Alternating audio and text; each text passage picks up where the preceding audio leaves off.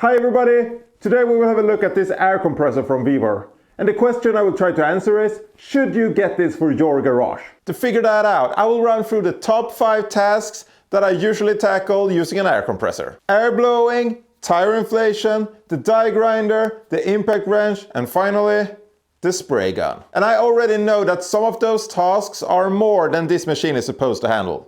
But we have to try, right? But before we jump into the action, let's kick things off with an unboxing to see exactly what we get in the package. And full transparency here, Vevor did send me this unit free of charge for me to review. But rest assured that every opinion I express in this video is entirely my own. And if you at any point in this video feel like you want to get this for yourself, check out the link in the description. If you use that link, not only will you support the channel at no extra cost for you, but there is also a sweet discount link waiting for you down there. Okay, time for the unboxing.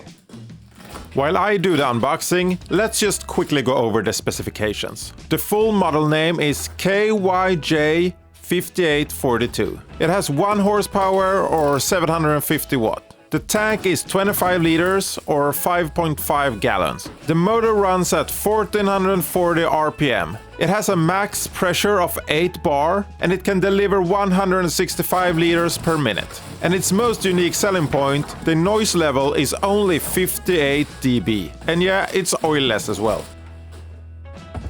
Inside the box you get the compressor with a pair of feet and wheels, a manual, and 2 nozzles. And you also get this silencer that you screw into the air intake. Let's plug it in and see what happens. Vevor calls this model ultra quiet, and I must say, it actually is very quiet. If you would have this stuffed away under a workbench or something like that, you could easily have a conversation with this running. And that's more than I can say about my other compressor. I really like that. It took 1 minute and 51 seconds for it to fill up its tank to 8 bar. Now I'll take my air gun, set it to full throttle and see how long before the compressor starts back up. That took 12 seconds. Not bad, I think. And it blew plenty of air, and it did it plenty strong. It definitely passed this test. Now I will try its tire inflation capabilities. This is a wheel from my car. I will empty it out to 15 psi and I will fill it back up to 40 psi. It made it almost all the way there without even starting. And this was a pretty extreme case. It's not often a tire has such a low pressure. But even if it has, this machine will be able to fill it up. That's a pass in my book. Next up is something really fun and useful. The die grinder. This grinder wants 160 liters per minute at 6.3 bar, so it should be a pretty perfect match for this machine. Let's see. Already now, you can tell that the compressor struggles with keeping the grinder at full speed. And when I start grinding, I can really tell that it just can't keep up. After a while, the grinder completely stalls. Well, that's a shame. I guess I could just stop right here, but just because I said I would do it, I will move on to the impact wrench. This impact wants 200 liters per minute at 6.3 bar.